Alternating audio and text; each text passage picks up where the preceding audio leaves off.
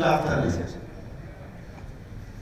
We continue the session this afternoon.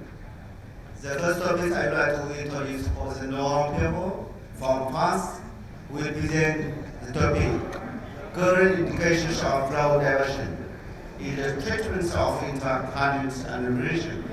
Professor Laurent Pierrot, please. Thank you, Professor Farrington. It's a pleasure to be there for the 11th Congress of ESIR.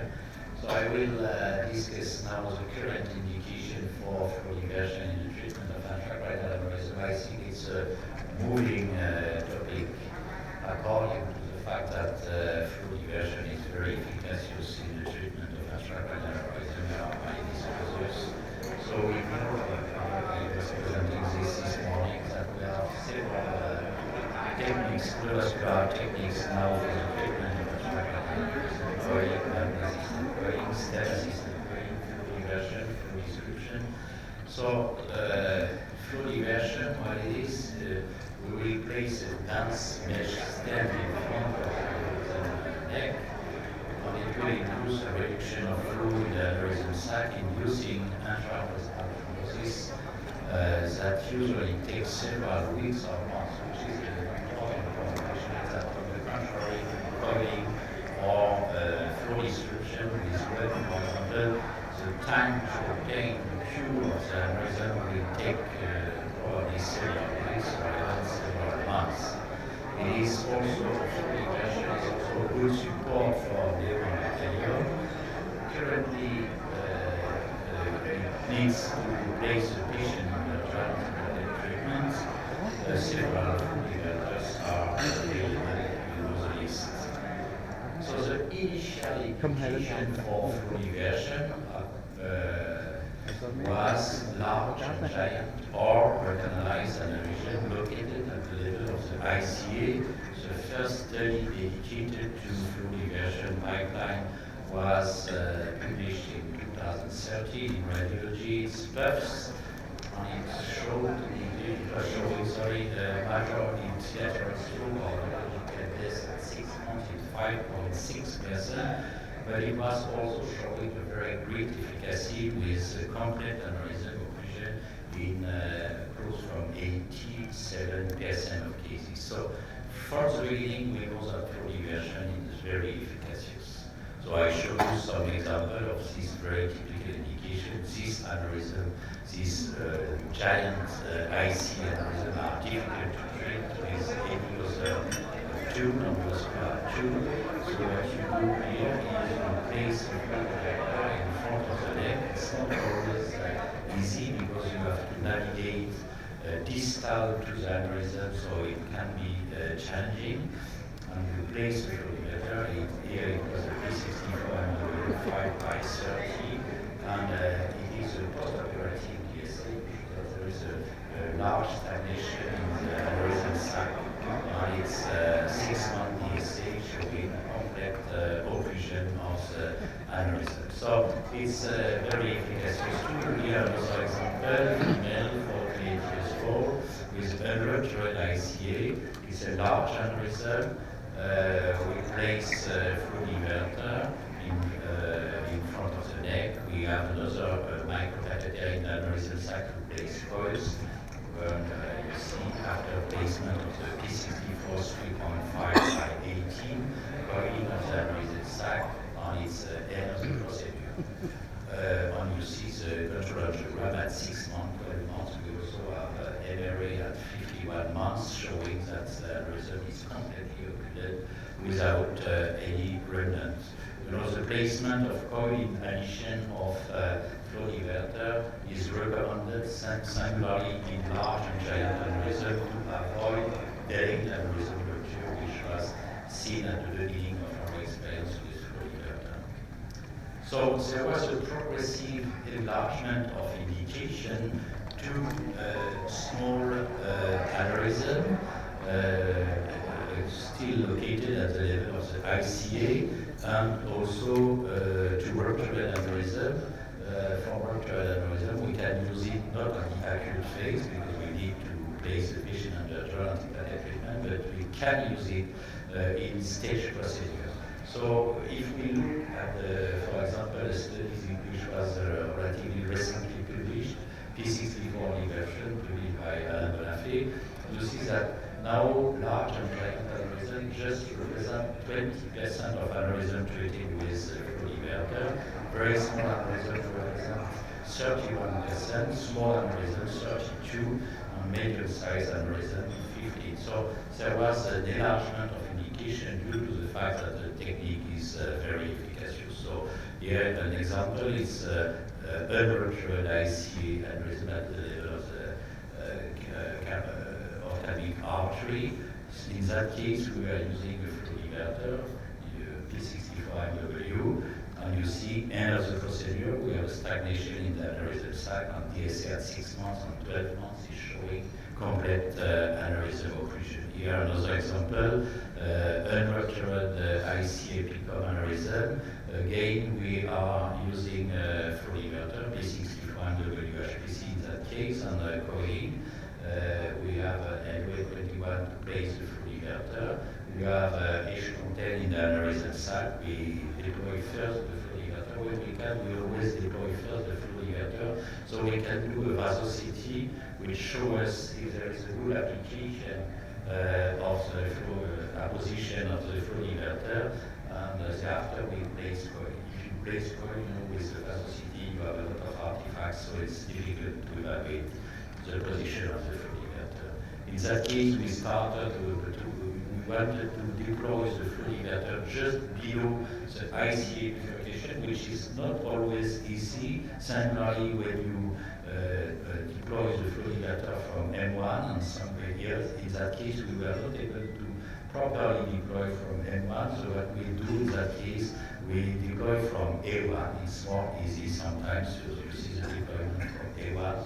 You see the flow diverter in front of the aneurysm sac and the flow diverter after coiling. And you see 1 year DSA showing complete aneurysm occlusion. Here, another example, IC aneurysm. Again, it's a PCOM aneurysm. Treatment with P64 and the replacement of the flow diverter. It's a small aneurysm, so in that case, we were not placing coils in the aneurysm sac, and it's control angiogram at 6 months. You see there is a small remnant probably, but we are waiting for the 12 months control angiogram. Here is a carotid cap aneurysm. They are difficult to treat with coils because it's difficult to have a stable position of the microcatheter in the aneurysm sac. So in that case, we are again using a flow diverter in front of the neck, P64W in that case, and you see that at 6 months we have a complete aneurysm occlusion. Here is an example of stage procedure. It's a female, 70 years old. It's a ruptured ICA aneurysm.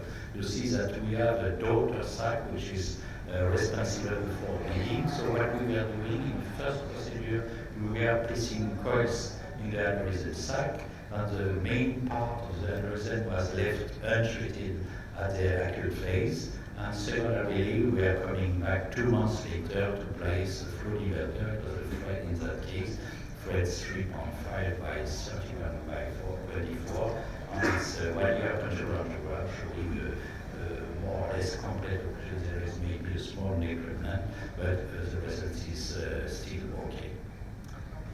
There was still another enlargement of indication thereafter again to small aneurysm located in distal and bifurcation location. I have to admit that the treatment of bifurcation aneurysm is still a matter of controversy, but we use it a lot and we have very good results. Also, there was an enlargement to ruptured aneurysm, singularly blister-like aneurysm, which are difficult to treat according to their small size. So here to show you an example, it's MCA aneurysm. You see, it's not exactly a bifurcation aneurysm. It is located on the inferior trunk of the bifurcation. So in that case, what we are doing, we place the flow diverter in front of the neck, coils in the aneurysm sac, and you see that the control angiogram at 6 months, 12 months is showing a complete aneurysm Here another example, you see this ugly aneurysm at the level of the MCA. There is also another aneurysm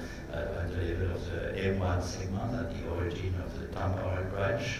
So in that case, what we were doing, we were placing the flow diverter in front of the neck of the biggest aneurysm on the web is the M1 aneurysm. And we have, it is the end of the procedure, and we have a DSA at 6 months showing a small aneurysm remnant at the level of the neck of the biggest aneurysm. Here another example, ACOM aneurysm, unruptured. What we were doing in that case, we are placing coils first, but we, as I mentioned before, we don't do that. Usually we place the flow diverter first, and we change the microcatheter for coils. So we are placing the P48 MW in front of the neck, followed by coiling, after coiling, and you see that we have, after 12 months, a complete aneurysm operation. Another example here is a ruptured ACOM treated in 2010 with coils with good results, but in 2019 we have recanalization. Definitely for me, recanalized aneurysm is always an indication for flow diversion if we can use it. So what we were doing in that case, we were coiling the aneurysm and placing the flow diverter in front of the neck, and that's, sorry, it's not working, yes, it's working. So you see we place additional coils, the flow diverter in the aneurysm site, and it's the end of the procedure on the DSA at 6 months, 12 months, showing a complete aneurysm occlusion. Here it's an example of, sometimes it's complex, it's not so simple to treat ACOM aneurysm, singularly when there are true ACOM with A1 on both sides, because in that case, if you place the flow diverter on one side, you may have a reinjection of the aneurysm from the contralateral A1. So it's an example of that. It's a female, 65 years old, with a ruptured ACOM aneurysm. We were placing a flow diverter on the left side, but we have a control angiogram at 6 months. You see that we still have the aneurysm. So what we will do in that case, we will place another flow diverter on the right side to have two flow diverters. I am not completely sure that we have to do that in the same procedure to place two flow diverters on both sides, because there is a risk of thrombombotic complications. So it's probably better to do it in two sessions. So I show you an example here. In that case, we are doing everything in one case. You see it's a true ACOM aneurysm with A1 on both sides. You know that it's not so small aneurysm, so what we are doing in that case, it's a relatively good case. That's the reason why we are placing two flow diverters in the same session. We are placing two threads on both sides, coils in the middle. So at the end of the procedure, we have a complete aneurysm occlusion, and we have a follow-up showing stable complete aneurysm occlusion. Here another example, it's a patient with multiple aneurysm. One of them was ruptured at the level of the top of the basilar artery. We were treating the aneurysm in 2020 with coils, but there was a recanalization, and you see that we are placing the flow diverter.